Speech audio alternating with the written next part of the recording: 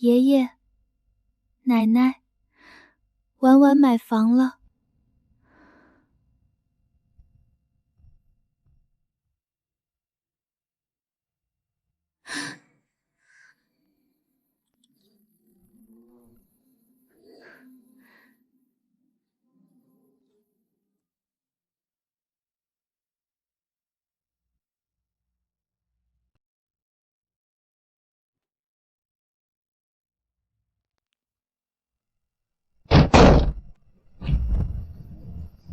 别动！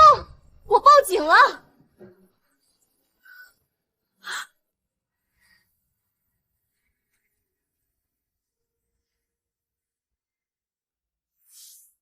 啊！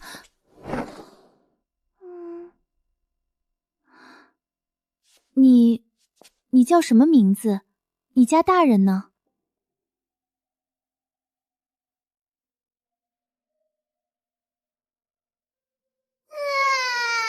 仙女娘亲，果果没偷吃，果果就是仙女娘亲。你别哭，你告诉我你家住哪儿，或者你爸妈电话，我让他们来接你，不然我只能打110把你交警察叔叔了。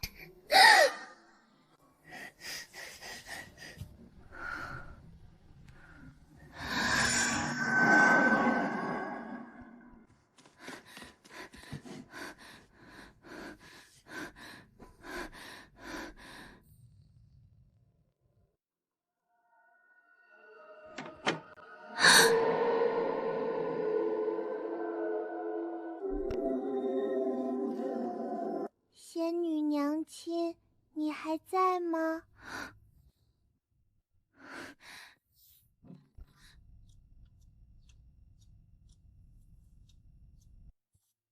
仙女娘亲，果果拿这个跟你换刚才那个甜甜的脆片片，好不好？哥哥也饿了。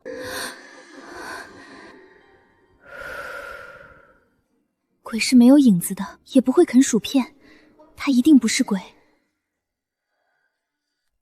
温的、软的，还有脉搏，他是活人。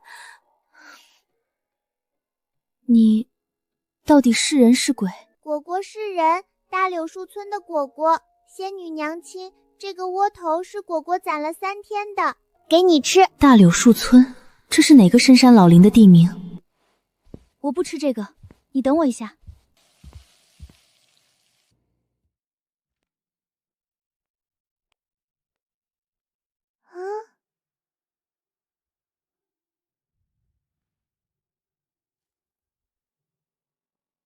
吃吧。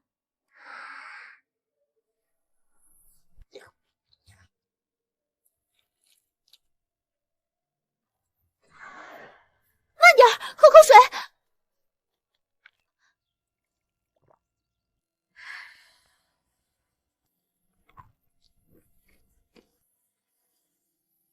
怎么不吃了？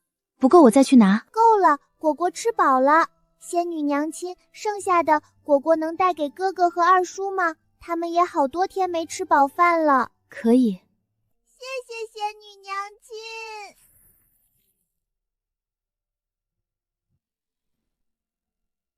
这不科学，牛顿的棺材板都要压不住了。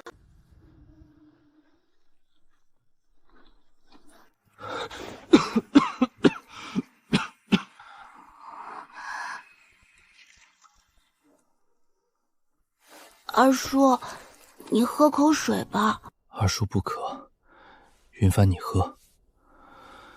你爹上山打猎去了，等他回来，咱们就有吃的了。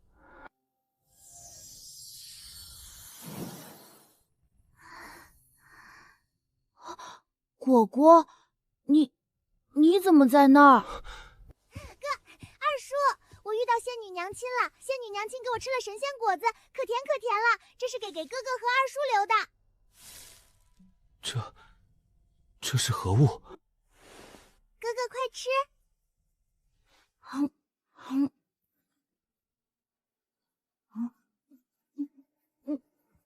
二叔，你喝仙水。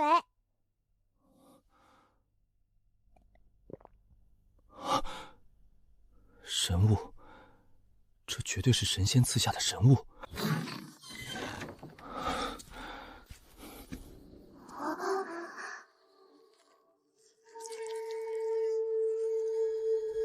爹爹，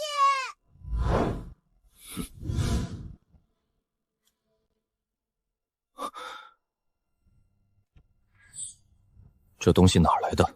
谁来过咱们家？大旱3年，颗粒无收，村里已经饿死3户人家了。这来历不明的东西，怕是会给陆家招来灭顶之灾。大哥的眼神好吓人，他不会以为是我偷来的吧？大哥，莫冲动，无人来过，是果果带回来的，一定要说清楚，不能让大哥误会果果。爹爹好凶，果果是不是做错事了？这是什么东西？薄得像蝉翼一样，却又如此坚韧。我在边关6年，从未见过如此奇异的物件。京城皇宫里的珍宝我也见过不少，但没有一样能比得上这个。这绝非凡人所能制造。果果，哪儿来的？不能吓到孩子，但这件事必须问清楚。爹爹不要生气，果果不是故意的，是仙女娘亲给的。仙女大房子，这孩子说的是真的吗？一睁眼就到了一个特别亮的大房子里。难道真的有神仙？这世上真的有神仙存在？仙女娘亲穿着粉色的衣服，还发光呢。她给我吃了白白的面饼饼，还给我喝了仙水。我怕哥哥和二叔饿，就带回来了。这奶香味纯正无比，还带着一股淡淡的清香。这绝对不是凡间的牛奶，这一定是神仙之物。大哥，果果恐怕是遇到了机缘。这仙水喝下后，我胸口的闷痛竟减轻了许多。神仙赐福，但也可能是天大的麻烦。我陆征一生光明磊落，绝不占别人半点便宜，哪怕是神仙也不行。既是神仙赐福，我们身为凡人绝不可白拿。陆家祖训，受人滴水之恩，当涌泉相报，哪怕是什么也不能平白贪着天大的便宜。可是爹里已经3天没米下锅了，爹爹还要拿什么去报恩啊？这是我们陆家最后一点家底了，但神仙的救命之恩比什么都重要。大哥，这钱不能动，那是留着给你买金疮药的。大哥身上的伤还没好，没有金疮药，万一感染了怎么办？闭嘴！这120文钱是我用6年血汗换来的，今天就用它来报答神仙的救命之恩吧。这是太爷爷考秀才时留下的东西，也是我们陆家最值钱的物件了。果果，你还能见到那位仙子吗？希望果果还能见到那位神仙，希望神仙能收下我们的谢礼。只要我想，就能见到仙女娘亲。把这个交给仙子，告诉她大夏朝陆征多谢神明救命之恩，陆征身无长物，唯有此些许黄白之物以表先情。果果一定把东西交给仙女娘亲。若真有神明，或许陆家甚至整个大有树村都有救了。昨天那个小女孩是真的吗？我不是在做梦吧？她真的又来了，她真的能凭空出现。仙女娘亲，这是爹爹让我给你的。这里面装的是什么？怎么这么沉？铜钱，还有一封信，这是怎么回事？大夏朝陆征叩谢神明赐食之恩缘，聊表。大夏朝陆征大汉绝收，原来他真的是从古代来的。这些铜钱，如果是真的汉代武士钱，那岂不是很值钱？古代缺衣小食，我现在有大型农贸超市，我现在缺钱房贷，古代却遍地是古董，这简直是天大的商机。果果，你爹爹给的这个我很喜欢，你回去告诉他，以后缺什么吃的喝的，直接来找我拿，知道吗？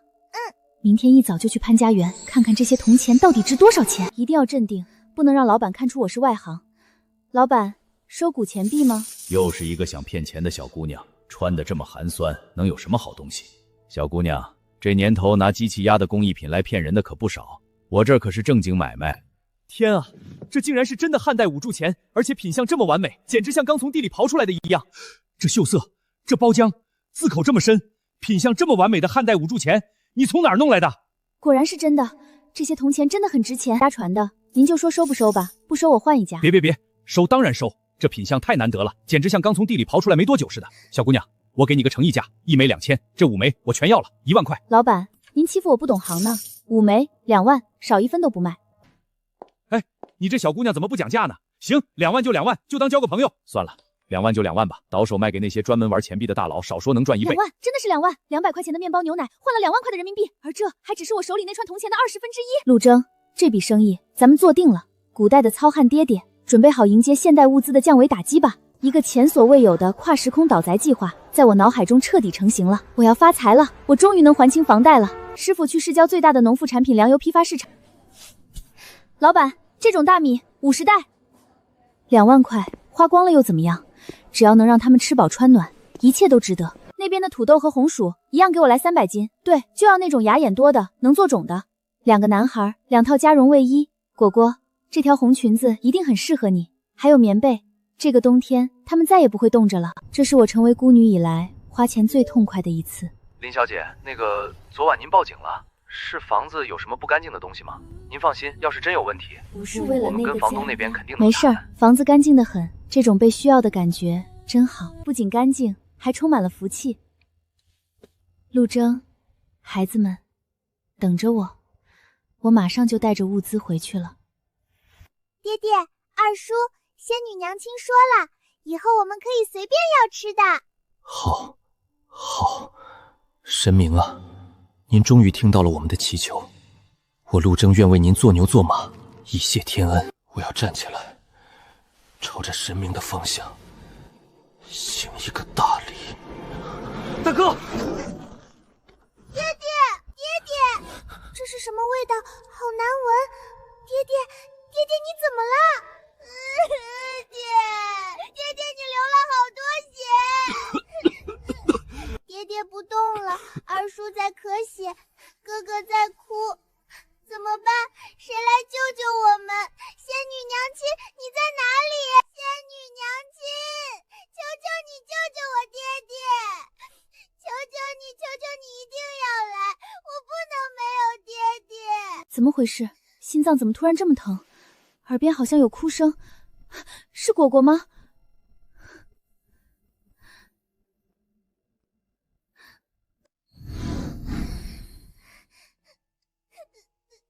仙女娘亲，救爹爹！果果，真的是果果，他怎么会突然出现在这里？发生什么事了？这不是这新鲜血液的味道，腥臭味儿，是感染。在古代，严重的伤口感染等于败血病，等于死亡。果果别怕，你在这里等我，哪儿也别去。救命！现在救命才是第一要务。药店，我要去药店。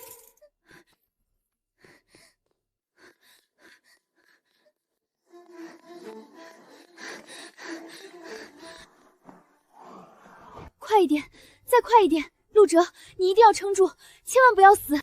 欢迎光临。一枚铜钱换2万块，我以为自己只是个跨时空倒饭，但现在看着这些能决定一个人生死的药盒，我才明白，我将要扮演的角色是掌握着生杀大权的神明。一瓶碘伏，最大瓶的，医用棉签2包，云南白药气无气，止血止痛的那种。这个头孢克西胶东囊给我拿1盒，无菌纱布，医用胶带，以防万一。小孩子最容易发烧。这姑娘买这么多外伤药和抗生素，家里出什么事了？没时间了，陆征撑不了多久了。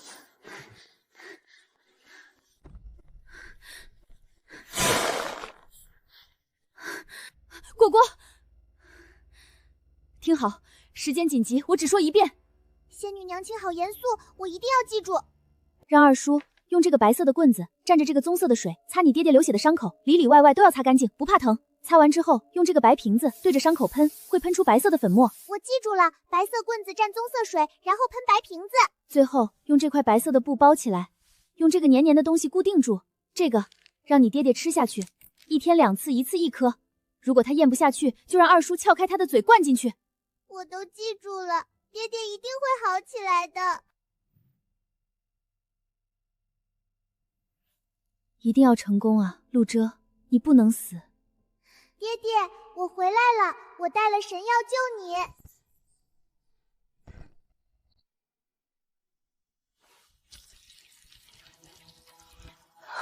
重逢，守住。兄长，你不能死啊！二叔，仙女娘亲说用棍子蘸棕色的水擦爹爹。果果回来了，他真的回来了。这些是什么东西？奇形怪状的瓶瓶罐罐。这是什么味道？干净又肃杀，从来没闻过。死马当活马医，不不流了，血真的不流了，神迹，这就是神迹啊！这布怎么这么白，这么软，比最好的丝绸还要细腻。仙女娘亲说一定要吃下去，就算撬开嘴也要灌。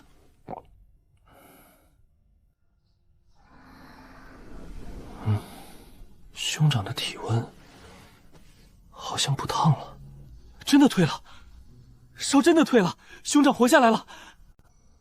这些字我一个都听不懂，但他们比圣人的经文还要神圣。这不是恩情，这是天赐的命。陆家拿什么还？这位仙女娘亲到底是谁？她所图为何？我的手臂不疼了。这些就是果果说的神药吗？我明白了，是那位仙女娘亲救了我，这不是交易了。从今往后，我陆征，我弟陆恒，我女儿果果，我们三人的命都是仙女娘亲的，我们必须找到一件能配得上一条命的东西还给她。此恩重于山，无以为报，唯有以命相抵。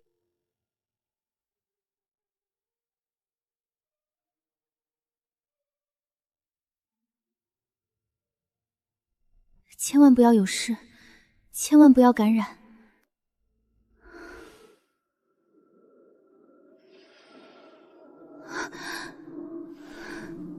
难道真的出事了吗？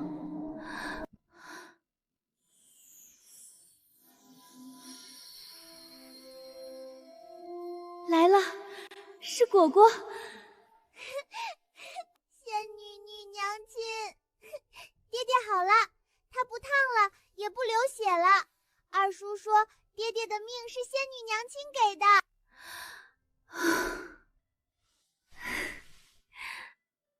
太好了。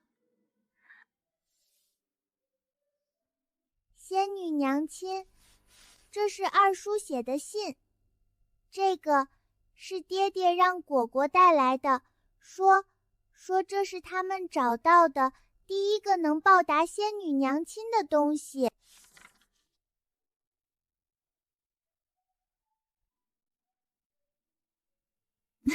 还牛马之身，这家人也太实诚了。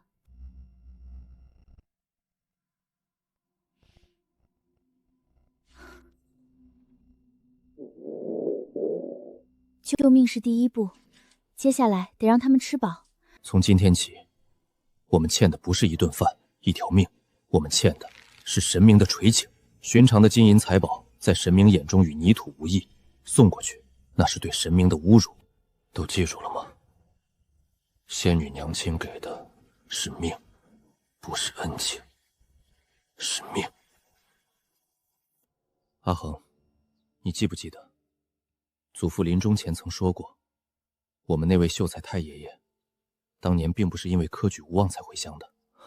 大哥是说，那件密室找。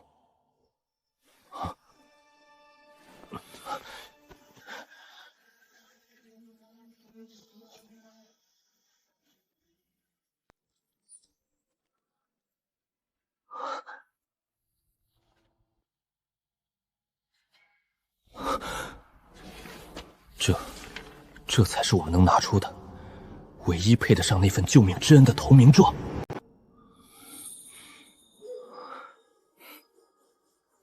阿恒，你留守，照顾好孩子，我去寻那古茶。是一只鱼，水里的空气，小心眼和坏脾气。没有你，像离开水的鱼，不能活不起，游来游去，为什么不能在一起？这是什么木头？还挺香的。婉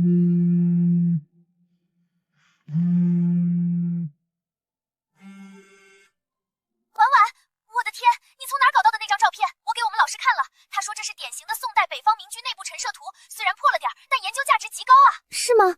那里面有什么值钱的东西吗？值钱？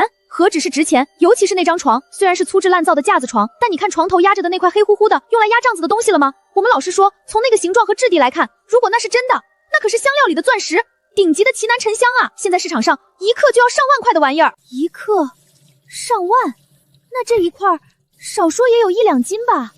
我以为的极准扶贫，到头来竟然是扶到了一个抱着金山要饭，随手就能把价值几百万的沉香当柴火送人的隐形体豪。学霸同学激动到破音的吼手仍在他耳边循环播放：一克10克上万，一克上万，一克上万。我不是没见过钱，父母的车祸赔偿款，爷爷奶奶留下的积蓄，加上我自己打零工攒的钱，加起来有小40万。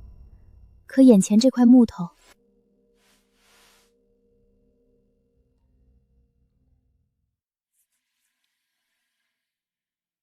奇楠，到底值多少钱？1840万，客价3万。那这一块，那不是一块木头，那是一套一线城市的江景大平层。是一辈子都花不完的钱，是一份他根本无法承受的，来自另一个时空的沉重到极致的投名状。陆家的人知不知道他们送了什么过来？8成是不知道的，他们只知道自己快饿死了，快病死了，是仙女娘亲给了吃的，给了药，救了命，所以他们把家里最珍贵的东西当成一份报答送了过来，而这份报答足以在现代社会掀起一场风暴。她一个刚成年的社恐姑女突然手握价值1000万的重宝，这事要是泄露出去，后果不堪设想，必须冷静。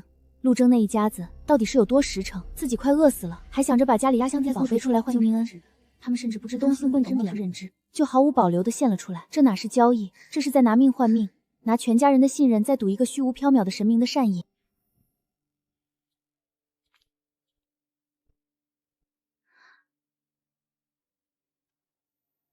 我会保护好他的，也会保护好你们的。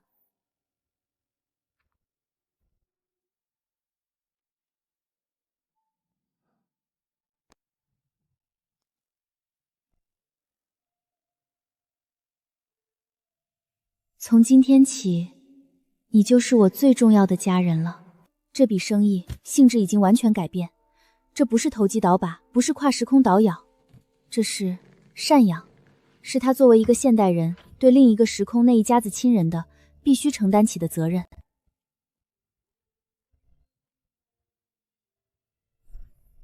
不够，远远不够。他们给了我一座金山，我至少要还他们一个粮仓。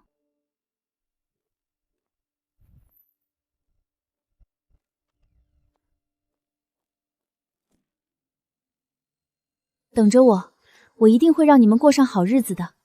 姑娘，你这买的也太多了，50斤装的大米20袋，精面粉10袋，1级压榨花生油5大桶，脱水蔬菜压缩饼干午餐肉罐头，这是要去避难。谢谢，辛苦了，麻烦您轻一点放。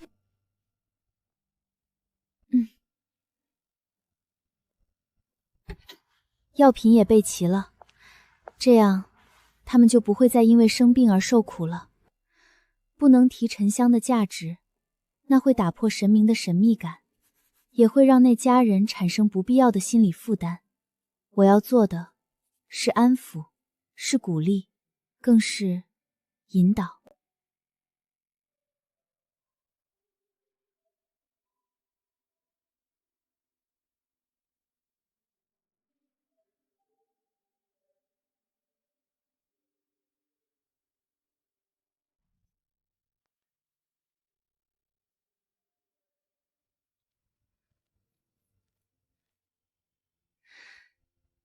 果果，来，收获了。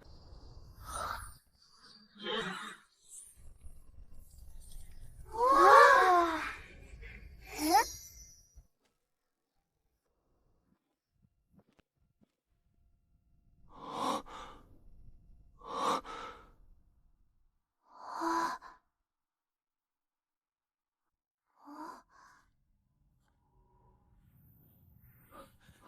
真东西！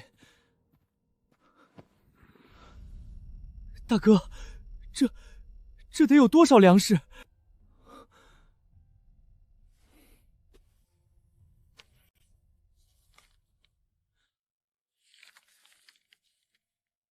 唯一的眷属，仙女娘亲，竟然把我们当成了她的眷属。他竟然真的看上了祖父守折里记载的那2样东西，那失传的曜变天幕烧制秘法和那片传说中的古茶林，这哪里是问询，这分明是神明在给我们这些迷途的眷属指引一条通往真正宝藏的康庄大路。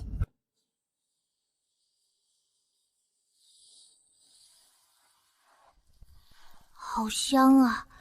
这就是鱼肉的味道吗？我从来没吃过这么香的东西。大哥，是二叔一家。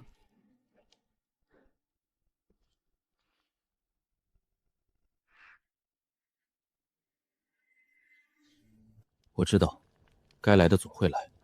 从这股香气飘出去的那一刻，麻烦就已经找上门了。哎呦，我说什么味儿这么香呢？原是征小子你们发财了，吃上鱼肉了。陆征啊，你这就不懂事儿了。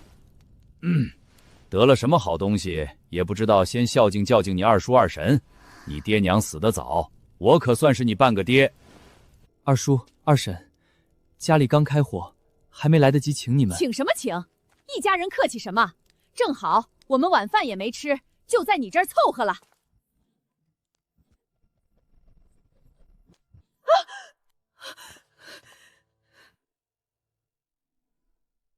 你小子反了天了，敢对长辈动手！我的东西，你也敢动？在战场上，敢抢我东西的人，都已经变成了尸体。滚！好你个陆征，你信不信我这去叫村长，说你目无尊长，不孝不悌，让全村人来评评理？理？我13岁上战场，拿命换回来的安家费，为我这方向薄田，为你拿就拿去给堂弟娶妻在哪儿？我弟弟咳血，我们饿得啃树皮，你们送来过1粒米吗？现在闻着味儿就找上门来，跟我谈理。今天我就教教你们，我的理，我的理就是拳头。大哥，二叔二婶，我大哥刚受了重伤，脾气不好，你们别见怪。我大哥说的没错，这些是神明赐下的救命粮，你们若是真长辈，本该为我们高兴，而不是想着巧取豪夺。至于孝敬，等我们熬过这一劫，自然会赡养二老。但现在谁敢碰这1粒米，就是断我的药，要我侄子儿女的命。我陆恒不过一介书生，烂命一条，没什么豁不出去的。他们好凶，仙女马亲，快来救救我们！你们是坏人，不准抢果果的鱼，仙女娘亲会打你们的。好你个死丫头，跟你那娘一样，老娘今天就替你爹好好教训教训你！谁敢动我的女儿，我就让他碎尸万段！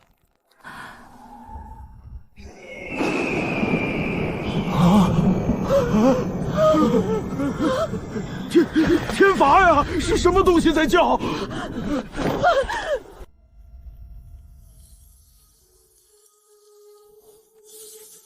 是他，真的是他，他一直在看着我们，神明真的显灵了，他在保护果果。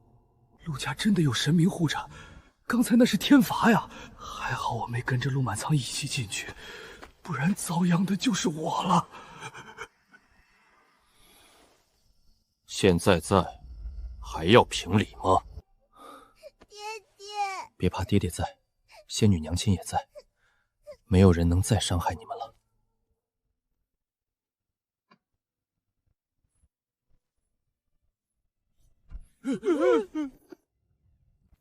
阿恒，看来我们得快点了，这神明的眷属不好当啊。从今以后，我陆征一家再也不会任人欺凌，有神明护佑，有我手中的刀，我们一定能活下去，而且会活得很好。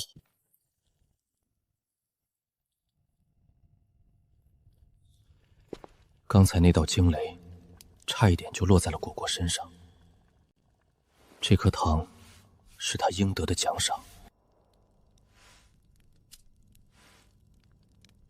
爹爹，吃吧，这是仙女娘母给你的赏赐。陆满仓一家的债，野边境神明已经替我们讨了，现在该我们还债了。大哥，神明已经为我们清了路，接下来，该我们为神明献上真正的心意了。大哥，你伤势未愈，后山深处豺狼虎豹横行，更何况那山谷地形诡异。我们那位秀才太爷爷当年也是九死一生才，所以才要快。他可以动手指就雷声天降，可以随手丢下一颗仙丹。我们若还拿些没用的东西去搪塞，就是对他的不敬。我不是在商量，我是在命令。今夜的神罚是庇护，更是最后的警告。我们若不能尽快拿出价值，迟早会被神明厌弃。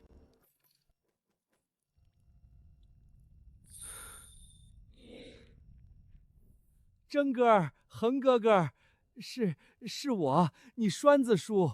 真哥哥，你家这动静，叔都听见了。那陆满仓一家子不是东西，今儿个是遭了天谴，活该。真哥哥，叔家里也没啥好东西，这2枚鸡蛋给果果这仙童，不，给小侄女补补身子。以后村里要是有啥事儿，还望你家仙人能多担待。栓子叔，有心了。我陆家从不亏待心善之人。谢谢郑哥，谢谢郑哥，叔就知道你是个厚道人。心善之人，不过是趋炎附势罢了。但这人心，确实是最有用的东西。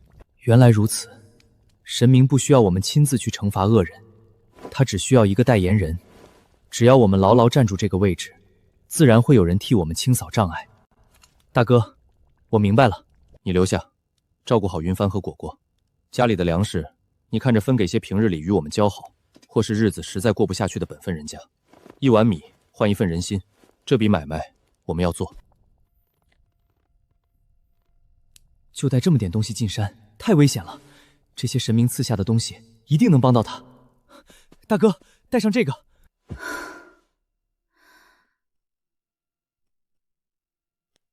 我的天，刚才吓死我了，差一点果果就被那个疯女人抓到了。还好警报声够响，还好我反应够快。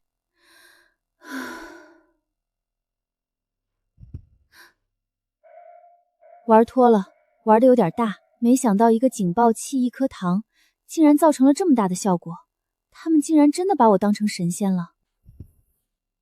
不能再这样下去了，我不能只给他们提供食物和药益品，那是救济，是扶贫。现在我要做的是投资，是天使轮，一把削铁如泥的工兵铲，一套带滑轮和锁扣的攀岩绳，一个军用水壶，一双防滑防水的高帮登山靴，甚至还可以来一架无人机。降维打击的爽感这才刚刚开始。又有感应了。这次是什么？果果好像有什么事情要跟我说。仙女娘亲，二叔问你那里有没有一种像神仙布一样柔软，但是更大，能做成衣服的布？还有一种能自己发光，晚上不用点油灯的月亮石。仙女娘亲，二叔问你那里有没有一种像神仙布一样柔软，但是更大，能做成衣服的布？还有一种能自己发光，晚上不用点油灯的月亮石。知道了，告诉二叔他的请求，让他准备好接收更高级的恩赐，打发走果果不能耽搁。这一次不用去批发市场，直接网购更快。这种防水、防刮、防撕裂的帆布，在古代绝对是顶级的天神布。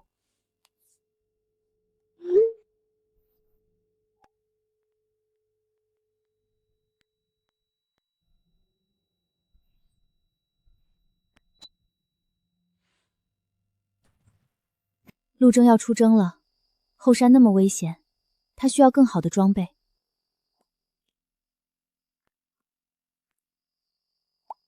但凡有一丝可能，我不希望他再经历一次昨夜的生死劫。网购太慢了，我要去实体店提现货，越快越好。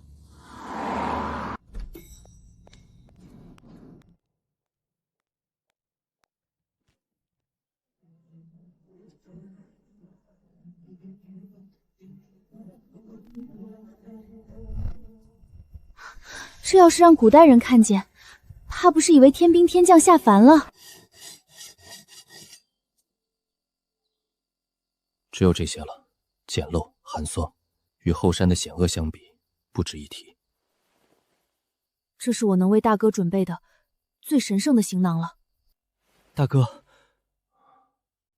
神明，你会看着我吗？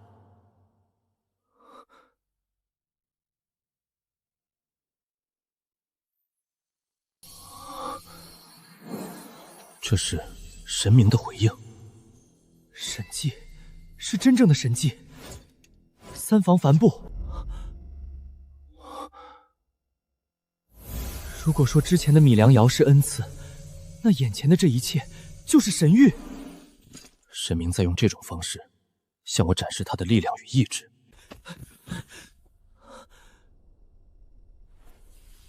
是天神的战袍。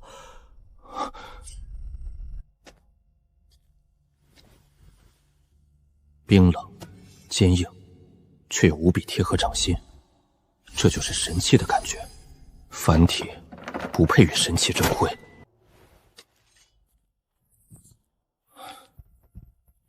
不再是为生族所迫的绝望猎户，而是被神明武装到牙齿的神选之人。大哥，这……收好，家就交给你了。后山再危险又如何？神明与我同在。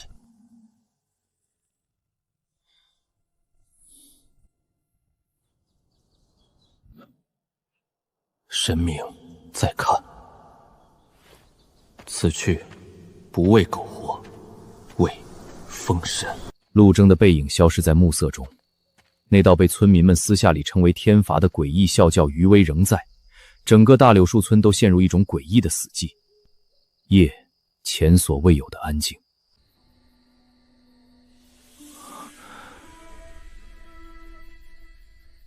二叔，我饿。吃吧，吃饱了，明天才有力气干活。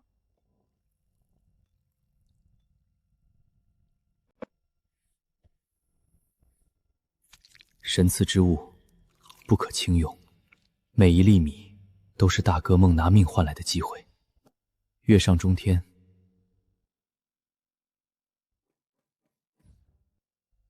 他知道，该来的总会来。云帆，带妹妹去里屋睡觉，把月亮宝盒带上，不要出来。是，二叔。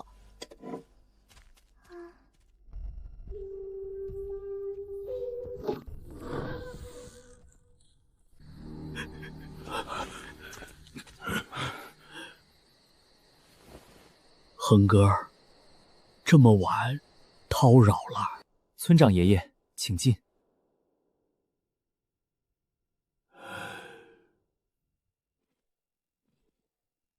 村长爷爷，你这是做什么？恒哥儿，你别管我，就让我跪着。今天我是代表全村100多口子人来求你，求你家仙人给条活路。村里已经快3天没开火了，栓子家的娃子饿得在啃泥。再这么下去，不出10天，大柳树村就要变成死人村了。我们不敢求仙人把神粮分给我们，我们只求恒哥你在仙人面前替我们问一问，我们这些凡人要怎么做才能求得一丝恩典？村长爷爷，各位叔伯，请起。仙人之意，凡人不可揣摩，但是仙人曾降下神谕，天助自助者，神恩只赏赐给勤劳、勇敢、团结之人，而不是只会跪地祈求的懒汉。仙人赐下的神粮，不是给陆家一家的，是给整个大柳树村的。但是神粮不养闲人，从明天起，村里所有15岁以上、50岁以下的男丁，全部由我统一调配。这是仙人赐下的神机布，我会将它裁剪制成100只水袋。一队由栓子叔带领，每日去10里外的黑水河取水，保证村里人畜饮水；另一队由我亲自带领，挖掘村西头那口早已干涸的古井。仙人说过，地底深处有水龙，参与劳作之人按日结算，照过2公分计10分，女人1天计5分，可换领糙米，凭公分，每日可到我这里领取米粮。至于那些不愿劳作，只想等靠，甚至心怀不轨之人，仙人看着我们，我们听韩哥的。此为长明灯，神光所照，万邪不侵。从今夜起，它会一直亮着。去吧，明天卯时在此地集合，迟到者公分减半。陆恒站在光下，瘦月的身影仿佛神袭。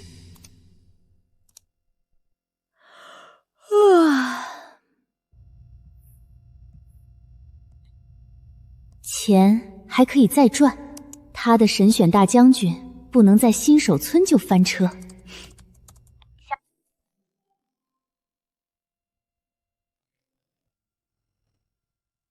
婉，我的天天，你可算接了！我把那张照片给我导师的老师，一个故宫博物院退下来的老专家看了，他说那块木头从香脂凝结的形态看，极有可能是传说中的绿奇楠，比黄金贵几百倍的那种。而且老专家还说，这种成色的奇楠历史上只有一个人用得起，那个人富可敌国，但下场很惨。婉婉，你老实告诉我，你那张照片到底是在哪儿拍的？你身边是不是有什么很危险的人？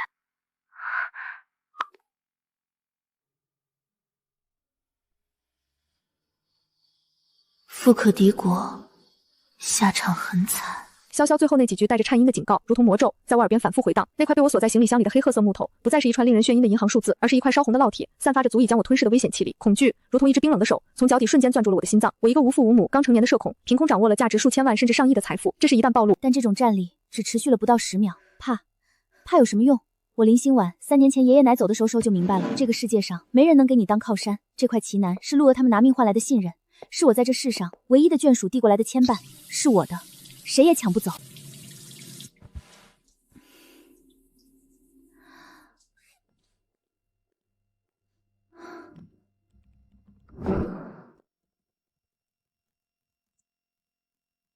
宋，绿奇楠，焚香，豪商。大夏朝香料贸易考，沈万清。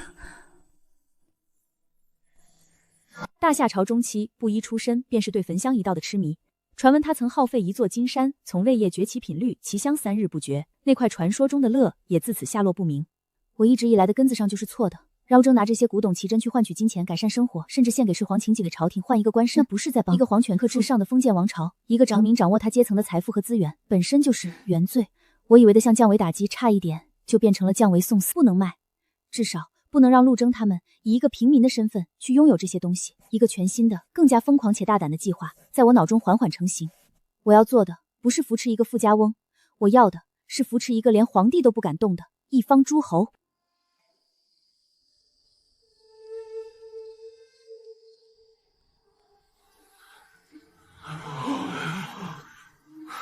时辰到，仙人赐下的神机布，刀剑难伤。吹牛吧，一块破布。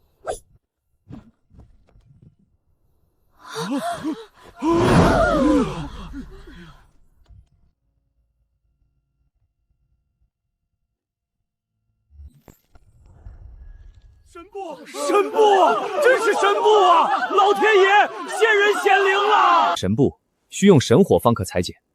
今日第一件任务便是缝制水袋。栓子叔，在。你带30个妇人在此处等候，我会将神布裁好，你们负责缝制，每缝好一只，记1公分。是。其余男丁，跟我来。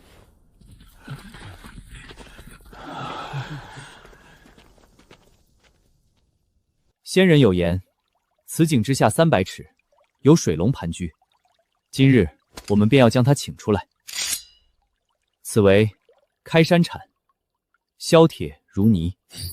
神迹，又一个神迹！恒哥，不，仙使大人，您说怎么干，我们就怎么干。对，别说300尺，就是3000尺，我们也给他挖穿。挖！一个小病秧子，凭什么？这神迹本该是我的。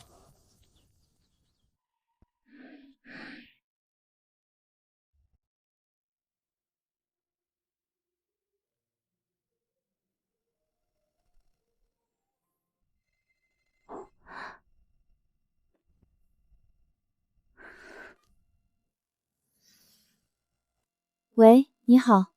请问是林心婉林小姐吗？是我，请问你是？你好，林小姐，我们是省博物馆文物鉴定与保护中心的。你的同学肖小女士向我们展示了一张非常有趣的照片。根据我们专家组的初步判断，你可能在无意中持有了一件对国家而言极为重要的国宝级文物。我们希望能和你就此事当面聊一聊，不知林小姐现在是否方便？林小姐，这件事非同小可，我知道，你们想聊可以，但我现在不方便出。好的，林小姐，我们理解。那我们就上来叨扰了。什么意思？我们已经在您楼下了。我以为的秘密基地，在国家机械面前，原来连一层窗户纸都算不上。啪！这个念头只在脑中闪现了1秒，就被我狠狠掐灭。啪！解决不了任何问题。我身后是陆征一家子的命，他们信我如神明，我不能让他们失望。这块祈年是连接2个世界的唯一纽带，我绝不能让它落入任何人手中。审判？不，这是谈判。我掌握着他们不知道的秘密，我有筹码。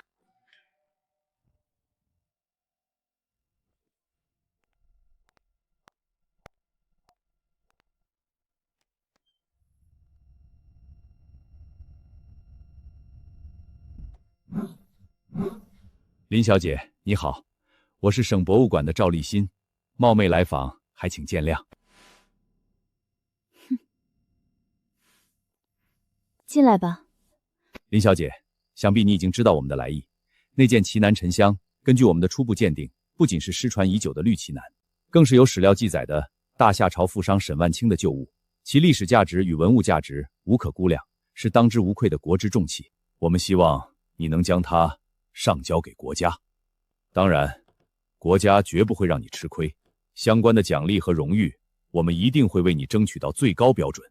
但他们不知道，这件事远没有他们想的那么简单。我们希望你能将它上交给国家，当然，国家绝不会让你吃亏。相关的奖励和荣誉，我们一定会为你取到最高标准。来了，果然是这个要求。但他们不知道，这件事远没有他们想的那么简单。赵专家，你们对大夏朝的历史了解多少？大夏朝是我省历史的重要组成部分，相关的研究从未停止。那你们知道沈万清当年是怎么死的吗？史料记载，沈万清富可敌国，得此奇楠，本想献于朝廷，以求自保。可结果呢？结果章宗皇帝以商贾蓄财于治，动摇国本为名，将其凌迟处死，族人流放3000里，万贯家财进入国库。赵专家，你管它叫国之重器，可在大夏朝的历史上，它还有另一个名字——不祥之物。拥有它的人家破人亡，得到它的王朝自此由盛转衰。林小姐，这只是封建迷信，是吗？赵专家，你不好奇这件失传了数百年的不祥之物是怎么突然出现在我的房子里的吗？是吗？我们正想请教。它不是我找到的，是另一个世界送来的。另一个世界？对，一个正处于大夏朝，面临100年大旱，饿殍遍地的世界。它出现，那边就开始大旱；它到了我手里，那边就有人重伤晕死，险些丧命。就在昨晚，有人想伤害他的新主人，结果天上降下雷鸣般的天罚。